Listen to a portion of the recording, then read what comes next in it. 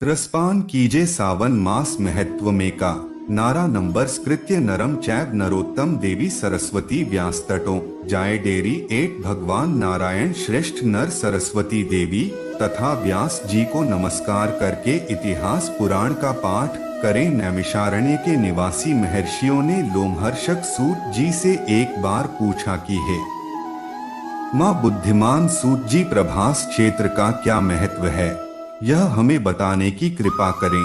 मुनियों का यह वचन सुनकर सूत जी अपने गुरुदेव सत्यवती नंदन व्यास जी को प्रणाम करके इस प्रकार बोली, जिनका वक्ष स्थल श्रीवत्स चेन्नई से सुशोभित है, जो संपूर्ण जगत की उत्पत्ति स्थान, सबको मोहने वाली इच्छानुसार रूप धारण करने वाले प्रेम में गुरुदेव निर्भय निर्भय आश्रय हंस आकाश की तरह सर्वव्यापी आयात शून्य प्रपंच से परे निरंजन ढेर तथा ध्यान रहे थे। ज्ञान जन जिन्हें नास्ति अर्थात भाभा भाव स्वरूप कहते हैं, और जो दूर से दूर और निकट से निकट हैं, मनुष्य चिंता ग्रहण नहीं हो सकता, जो परमधाम परम पुरुष नाम से प्रसिद्ध जगन में हृदय कमल के आसन पर विराजमान थे, जो रूप तथा इंद्रिय रहे थे। ऐसे परमात्मा को नमस्कार करके मैं पापनाशिनी तथा आरंभ करता हूँ। आप सभी अब ध्यान पूर्वक और सावधान होकर सुनिए। यह कथा श्रद्धालु और शांति द्विज को सुनाने योग्य है। जैसे सब देवताओं में देव देव महेश्वर श्रेष्ठ है, जिस प्रकार नदियों में गंगा, वर्णनों में ब्राह्मण, अक्षरों में ओंकार, पूछ में माता तथा गुरुजनों में पिता सबसे श्रेष्ठ है, उसी प्रकार सभी शास्त्रों में स्कंद पुराण उत्तम है। पूर्व काल में कैलाश पर्वत के शिखर पर ब्रह्मा देवताओं के समीप पिनाक पानी भगवान शिव ने पार्वती जी के सम्मुख स्कंद पुराण सुनाया था। फिर पार्वती जी ने अपने पुत्र स्कंद को, स्कंद ने नंदीग्राम को, नंदी ने कुमार अर्थात सनकादि को, और कुमार ने परम बुद्धिमान व्यास जी को सुनाया था। व्यास जी के मुख से कहीं भी उसी कथा को मैं आप लोगों के सामने कहता हूँ। आप सब महर्षि सद्भाव से युक्त है, इसलिए मुझे आपको स्कंद पुराण संहिता सुनाने के लिए उत्साह हो रहा है। प्राचीन काल में ब्रह्मा जी ने बड़ा कठिन तप किया, तब 6 अंक पद और क्रम के सहित वेद प्रकट हुए, और फिर सर्वशास्त्र में संपूर्ण पुराण का प्रादुर्भाव हुआ, जो नित्य शब्द में पुण्य जनक तथा 100 करोड़ श्लोकों से विस्तार को प्राप्त हुआ है। ब्रह्मा जी के मुख से क्रमशः ब्रह्मा पुराण, विष्णु पुराण, शिव पुराण, स्कंद पुराण, भागवत पुराण, भविष्य पुराण, नारद पुराण, मार्कंडेय पुराण, आग्नेय पुराण, ब्रह्मा वैवर्त पुराण, लिंग पुराण, पद्म पुराण, वराह पुराण, वामन पुराण, कोरम पुराण, मत्स्य पुराण, गरुड़ पुराण और वायु पुराण का प्राकट्य हुआ। इन 18 पुराणों का नाम उच्चारण सभी पापों का नाश करने वाला है। इसके सिवा मुनियों ने 18 उपरांत भी बताए हैं। सनत कुमार, नरसी, स्कंध, नंदीश्वर, कथित, शिव, धर्म, दुर्वासा, नारद, कपिल, मनु, उसना, ब्रह्मांड, वरण, कालिका, माहेश्वर, साम और पाराशर, मारीच तथा भार्गवी। ब्राह्मणों ये उप पुराणों के नाम बताए गए हैं। तब ऋषिगण कहने लगे, हे सूत जी, अब हम तीर्थों का विस्तृत वर्णन भी सुनना चाहते हैं। श्री सूत जी कहने लगे, हे ब्राह्मणों, प्राचीन काल में पर्वत श्रेष्ठ कैलाश पर देवी पार्वती ने एक समय यही बात पूछी थी। वे प्रसंग अपने सुनाता हूँ। एक समय की बात है, गिरिराज कुमारी उमा ने अत्यंत सीमित होकर महादेव जी के मुख की ओर देखा और हाथ जोड़कर अपनी मधुर वाणी में कहा कि जगन्नाथ ही महेश्वर, मैंने आपको प्रसन्न करने की इच्छा से अनेक जन्मों तक आपके स्वरूप को अनुसंधान किया, किंतु आपका कहीं अंत ही नहीं मिला। देव देव आपका रूप अनंत है। आपको नमस्कार है। आप वेद के रहस्य तथा वेद वाणी द्वारा प्रशंसित है। आपको नमस्कार है। आप सदा शमशान भूमि में रमते रहते हैं और आकाश में विचरण करते हैं। आपको नमस्कार है। देवी पार्वती के मुख से ऐसे वचनों को सुनकर भगवान शिव पहले ही देवी ईश्वरी मैं तुम्हारा सोचता हूँ, और तुम संपूर्ण जगत की सृष्टि करती हो। तुम्हारे और मेरे द्वारा ही इस संपूर्ण जगत ओतप्रोत है। मैं और तुम दोनों संपूर्ण ऐश्वर्य शक्ति से युक्त होकर सभी प्राणियों के भीतर स्थित हैं। सब और प्रतिष्ठित है। मैं तुम्हारे साथ खेल करता हूँ। तुम्हें ग्रंथि और धारणा शक्ति हो, तुम ही प्रकृति हो, सदा मेरे अंगों में निवास करने वाली हो। अधिक क्या कहूँ, तुम मुझे प्राणों से भी बढ़कर प्रिय हो। तुम्हारे मन में जो भी इच्छा हो उसके अनुसार वर मांगो। तब देवी बोली, हे जगन्नाथ, मैं धन अन्य हूँ, पुण्यात्मा हूँ और मैंने उत्तम तप का अनुष्ठान किया है, जिससे आपने मेरी ओर हर्ष भरी दृष्टि से देखा है।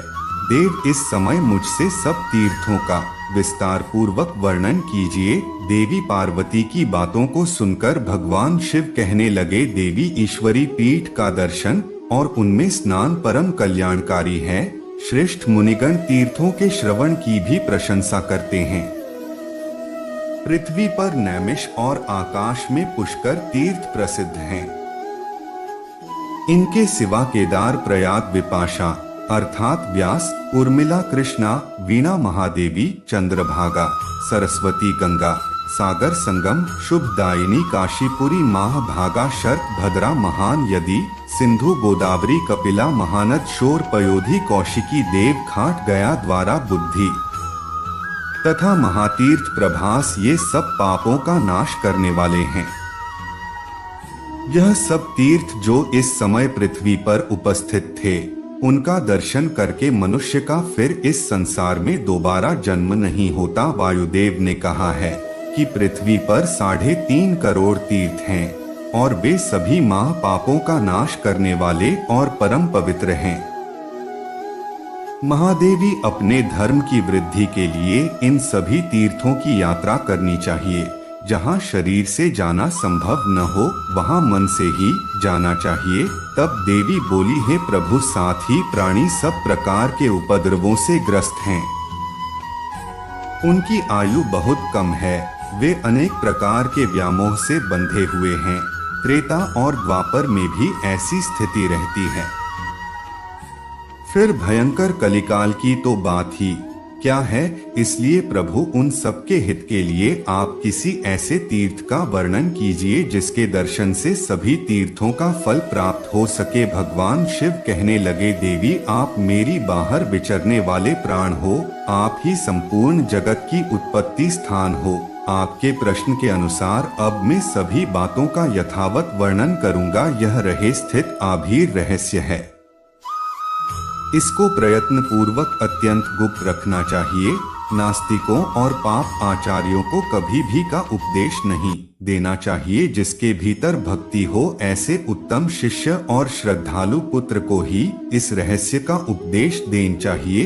इस वृत्ति चराचर प्राणियों सहित संपूर्ण ब्रह्मांड में 3.5 करोड़ तीर्थ हैं। यह बात तो पहले ही बताई गई है। उन सब में छिपा हुआ श्रेष्ठ तीर्थ प्रभास है। इसे देखकर कलियुग के पापों से मोहित संस्कार रहित मनुष्य बड़े उद्वेग को प्राप्त होते हैं। जहाँ तहाँ क्रोधित हो उठते हैं। अपने आप में बड़पन का अभिमान रखने वाले और मिथ्या ज्ञान से मोहित जो अधर्मी मनुष्य भेद और कपट रखकर तीर्थ यात्रा करते हैं। फिर तीर्थ में मृत्यु को प्राप्त होकर भी स्थिति नहीं पाते। इसलिए मैंने अनेक तीर्थों और शिवलिंगों को गुप्त रखा है। वे कलयुग में पाप आचार्यों के लिए सिद्धि प्राप्त नहीं होते, जो क्रोध, लोभ और इंद्रियों को जीत चुके हैं। ऐसे दंभ और मार्च से रहित ब्राह्मण, क्षत्रिय, वैश्य और शूद्र कोई भी क्यों ना हो, अगर सद्भाव से भावित होकर उत्तम व्रत का पालन करते भी तीर्थ के दर्शन करते हैं, तो उनके हित के लिए मैं त्रिभुवन विख्यात सर्वोत्तम प्रभाव क्षेत्र का ही नाम लेता हूँ। जो लोग यम नियम से युक्त और अहंकार से रहित है, उनके लिए कहता हूँ। पृथ्वी पर सब तीर्थों में उत्तम एकमात्र प्रभास क्षेत्र मुझे विशेष प्रिय है। महादेवी में मैं निरंतर स्थित रहता हूँ, वहाँ मेरा लिंग प्रकट हुआ है, जो दिव्य तेज से युक्त और अग्नि मंडल से मंडित है। संसार की सृष्टि में हेतु भूता जो इच्छा, ज्ञान और क्रिया, ये 3 शक्तियां हैं, वे मेरे इसे दिव्य लेंगे से प्रकट हुई है। ये चराचर जगत उसी में लीन होता और उसी से प्रकट होता है। उस उत्तम क्षेत्र को कोई नहीं जानता, वह ने प्रभास क्षेत्र में जो मेरा स्वरूप है वे क्षेत्र की कहा गया है, और मैं वहाँ सोमनाथ से प्रसिद्ध है। जो मनुष्य इस क्षेत्र में मेरे अंश से प्रकट हुए हैं, उन्हीं को मेरे उस लिंग के तत्व का ज्ञान है। वह लिंग प्राचीन काल के भैरव कल्प में प्रकट हुआ था। दूसरे लोग देता ही क्यों न हो, उनके लिए उस लिंग का रहस्य अत्यंत दुर्लभ है। देवी कलियुग में जो मनुष्य केवल तर्कवादी, महापाप ईयर पाखंडी होंगे, वे कहेंगे कि यह सब झूठ है, मूर्खों की कल्पना है, कहाँ कहाँ प्रभाव से और कहाँ थे रहते हैं, सब झूठ है, मूर्खों का मिथ्या प्रलाप है। इस प्रकार वे नास्तिक, नरकगामी और पाप दूषित मन वाले मूर्ख मनुष्य बातें किया करेंगे और तीर्थ आदि की हंसी और आएंगे, इसलिए उन्हें कभी स्थिति नहीं प्राप्त होगी। जो मनुष्य शिवजी की निंदा में तत्पर रहते हैं, वे तीर्थ में जाकर अगर मर भी जाएं तो भी पशु पक्षियों की योनियों में जन्म लेते देखे जाते हैं। क्षेत्रों को गुप्त रखने का यही कारण है। हे देवी ईश्वरी, युग युग में जितने तीर्थ कहे गए हैं, उन सब में प्रभास क्षेत्र ही मुझे विशेष प्रिय है। जय भोलेनाथ। इसके आगे देवी पार्वती ने भोलेनाथ से जो कुछ भी कहा उसका वृतांत आप अगले अध्याय में सुनेगा। तो सुनिए महादेव की कहानी, जो आपके मन में महाद्वीप के प्रति जो भी श्रद्धा भक्ति है उसे और अधिक बढ़ा देगी। अगर नहीं है तो आपको भगवान शिव के करीब ले जाएगी। उत्तराखंड में स्थित केदारनाथ धाम के बारे में तो आप सभी जानते होंगे कि यह देवों के देव महादेव का सबसे पवित्र और बहुत ही प्राचीन मंदिर भी है। यह मंदिर भोलेनाथ के ज्योतिर्लिंगों में से एक है। ज्योतिर्लिंग का अर्थ होता है जिससे शिवलिंग में स्वयं भगवान शिव की ज्योति विद्यमान है। क्या आपको पता है कि केदारनाथ को जागृत महादेव भी कहा जाता है? जागृत महाद्वीप केदारनाथ को ही क्यों कहा जाता है, इसके बारे में एक देवी घटना है। इसे आप सत्य घटना भी कह सकते हैं। आज के इस वीडियो में आप ऐसे ही एक सच्ची कहानी का रसपान करने वाले हैं, जिसमें कहते हैं कि जब भोलेनाथ के भक्त सच्चे मन से पुकारते हैं तो वह हर हाल में अपने भक्तों की इच्छाएं पूर्ण करते हैं। अगर भक्त को उनसे मिलने की इच्छा हो तो किसी न किसी रूप में आकर उन्हें दर्शन भी जरूर देते हैं। आज की कथा एक सच्चे शिव भक्त की कथा है और ये जो है घटित हुई थी केदारनाथ धाम में बहुत समय पहले की बात है, जब हमारे देश में बस और ट्रेन की अच्छी सुविधाएं नहीं थीं। लोगों को पैदल ही सफर करना होता था। जो लोग आर्थिक रूप से सक्षम नहीं थे वो तो पैदल ही यात्रा किया करते थे, बल्कि धनवान लोग बैलगाड़ी या घोड़े का सहारा लेकर यात्रा किया करते थे। उसी समय एक अत्यंत निर्धन शिव भक्त ने भी भगवान केदारनाथ ज्योतिर्लिंग के दर्शन करने का प्रण लिया और पैदल ही अपनी यात्रा प्रारंभ कर दी। रास्ता तो पता नहीं था, तो रास्ते में जो लोग भी मिलते उन्हें से वो केदारनाथ धाम की ओर पूछ कर आगे बढ़ने लगा। मन में भगवान शिव के दर्शनों की बहुत इच्छा थी। भगवान शिव का परम भक्त था। घर पर भी को नियमित रूप से भगवान शिव की पूजा किया करता था। जब वह अपने घर से निकला तो उसके घर से वह काफी दूर तक आ गया। केदारनाथ धाम बहुत दूर था। सफर करते करते उस परम शिव भक्त को 2 महीने बीत गए। रास्ते में भूखा प्यासा थका हारा निरंतर चलता रहा। जहाँ कहीं मांगने पर कुछ मिलता उसी को प्रेम से खा लिया करता और भगवान में अपना ध्यान लगाए रखता। जब वह केदारनाथ पहुंचा तब उस समय वहां पर बहुत बर्फ पड़ रही थी और ऐसा लग रहा था कि मंदिर बंद है और वहां पर कोई भी नहीं है। यह बात भी आप जानते होंगे कि केदारनाथ धाम के पथ 6 महीने के लिए खुलते हैं। और 6 महीने के लिए पूरी तरह बंद रहते हैं। कारण क्योंकि वहां सर्दी के मौसम में भीषण ठंड पड़ती है और बर्फबारी भी इतनी होती है कि वहां पर किसी भी प्राणी का जीवित बसना बिल्कुल असंभव हो जाता है। एक तो 2 महीनों की सफर, कीटकान, भूखा प्यासा वह परम भक्त किसी तरह जो केदारनाथ धाम में पहुंचा तो वहां उसने देखा कि बर्फ गिरने लगी है। ठंड की शुरुआत हो गई थी। उसने देखा कि मंदिर के पुजारी जी मंदिर के पट बंद करके अपने घर की ओर जाने की बिल्कुल तैयारी ही कर रहे थे। वो तुरंत अपने अंदर सारी शक्ति समेटकर किसी तरह पुजारी जी के पास पहुंचा। पुजारी जी के पास पहुंचा तो पुजारी जी तब तक पट बंद कर चुके थे। उसने पुजारी जी से आग्रह किया कि एक बार पुजारी जी मुझे केदारनाथ महादेव के दर्शन करने दिए जाए। मैं बड़ी मुश्किल से किसी प्रकार पैदल ही यात्रा करके यहाँ तक पहुँचा हूँ। पुजारी जी मुझ पर कृपा तो कीजिए।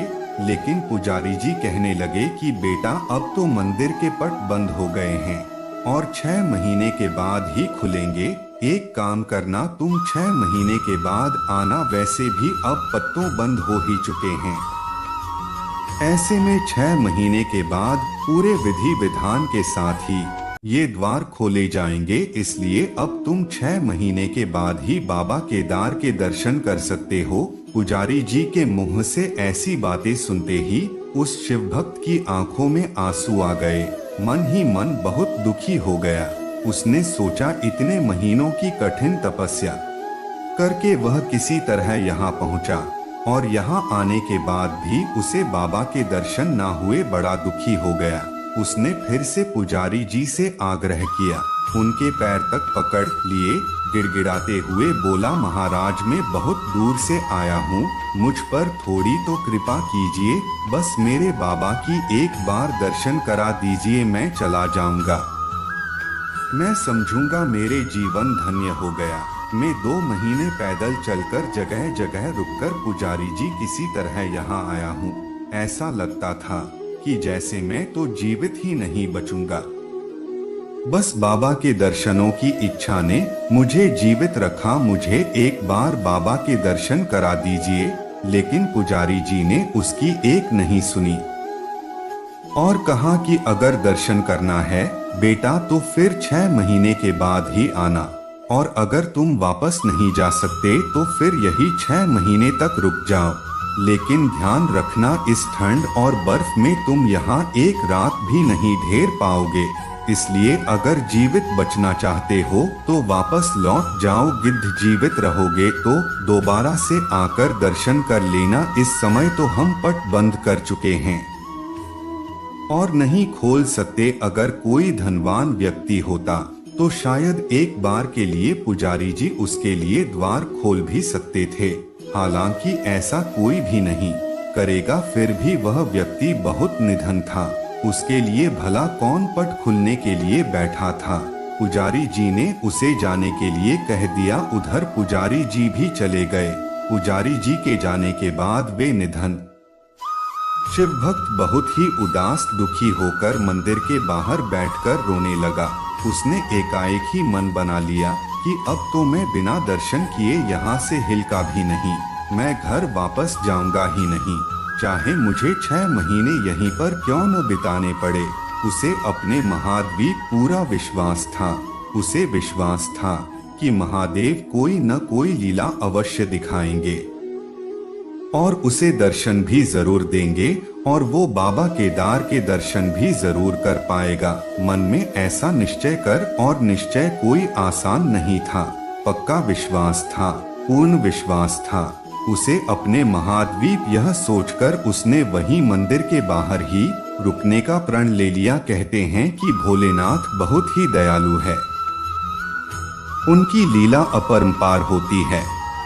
अब वह भक्त महादेव के दर्शन के बिना मान ही नहीं रहा था। कहते हैं कि भगवान तो दयालु है, अपने भक्तों की पुकार पर तुरंत दौड़े चले आते हैं। केदारनाथ की बर्फीली ठंड में वह शिव भक्त मंदिर के बाहर बैठा हुआ भगवान शिव का ध्यान कर रहा था। चारों तरफ बर्फ रही थी उसके हाथ पर ठंड के मारे जमीन लगे कड़कड़ाती ठंड में भगवान का ध्यान करते हुए बैठा रहा।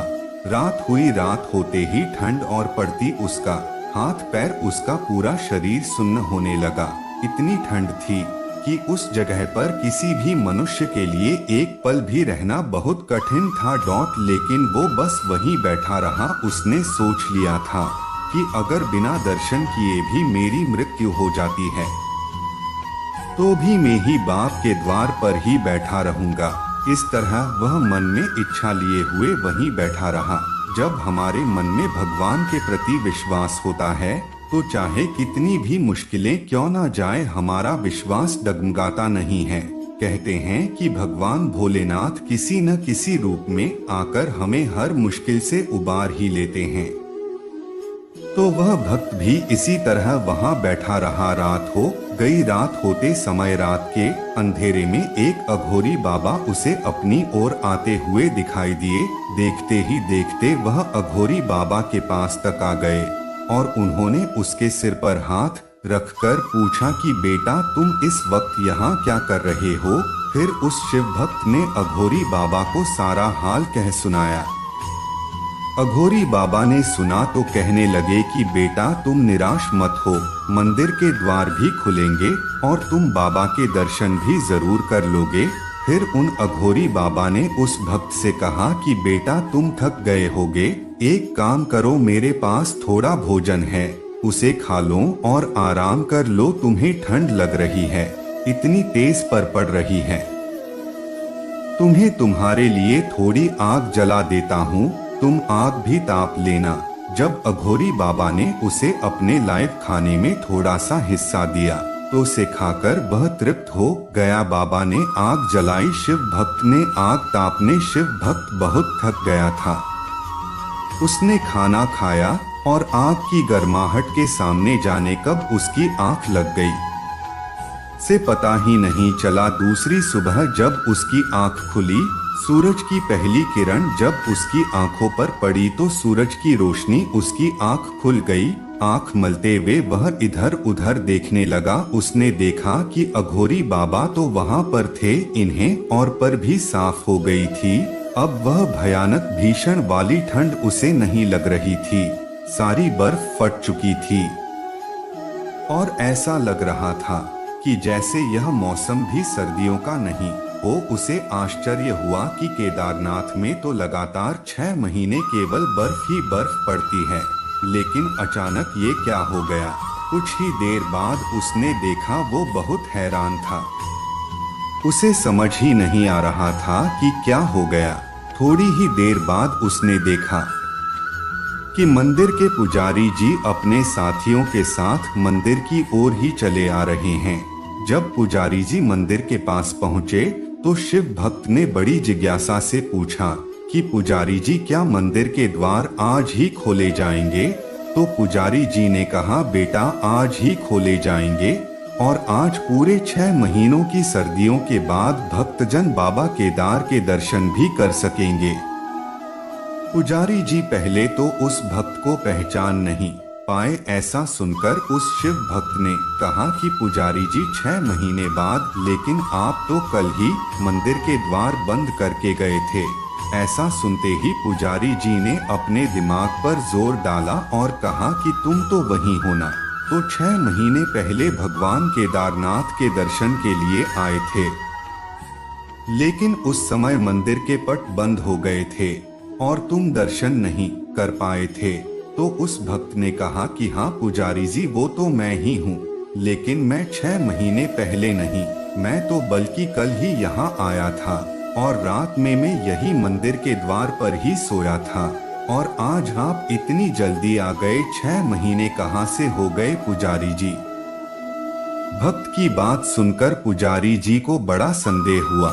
पुजारी जी यह भी जानते थे कि यहाँ पर बहुत सारी ऐसी घटनाएं होती रहती है जो स्वयं भोलेनाथ करते हैं। उस भक्त की बात सुनकर पुजारी को संदेह हुआ तो उन्होंने पूछा कि बेटा, अच्छा बताओ, तो रात में तुम्हारे साथ हुआ क्या था?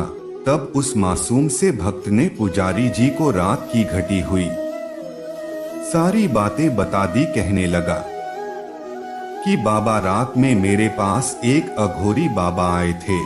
बहुत तेज की ठंड पड़ रही थी, मैं भूखा था, तो उन्होंने मुझे खाना दिया और आग तापने के लिए चलाई, फिर मुझे आराम करने को कह दिया। तो पुजारी जी बोले कि बेटा वो बाबा कैसे दिखते थे, जरा बताओ। तो शिव भक्त कहने लगा, एकदम अघोरियों की तरह लंबे लंबे बाल, हाथ में त्रिशूल और माथे पर त्रिपुंड था। बस इतना सुनते ही पुजारी जी और उनके साथी उस शिव भक्त के चरणों में ही गिर गए और कहने लगे कि बेटा तुम तो धन्य हो, तुम नहीं जानते तुम्हारे पास खुद महादेवी चलकर आए थे और उन्होंने ही अपनी योग माया से तुम्हारे 6 महीनों को एक रात में बदल दिया और कालखंड को छोटा कर दिया। बेटा यह सब तुम्हारी सच्ची भक्ति और श्रद्धा के कारण हुआ है। हम इतने वर्षों से भगवान की भक्ति कर रहे हैं, लेकिन आज तक भगवान शिव के दर्शन नहीं पा सके, लेकिन तुम्हें तो साक्षात भगवान शिव ने दर्शन दिए हैं और तुम्हारी रक्षा भी की है। तो यही कारण है कि केदारनाथ को जागृत महाद्वीप कहा जाता है। कहते हैं कि बाबा अपने भक्तों को बहुत ही जल्दी दर्शन देते हैं। जो भक्त अपने मन में बाबा के दर्शनों की इच्छा रखते हैं, बाबा उनकी रक्षा भी करते हैं। उम्मीद करता हूँ कि आप सभी को यह वीडियो अच्छी लगी। हमारे चैनल को सब्सक्राइब करें और वीडियो को लाइक करें। जय महादेव भोलेनाथ।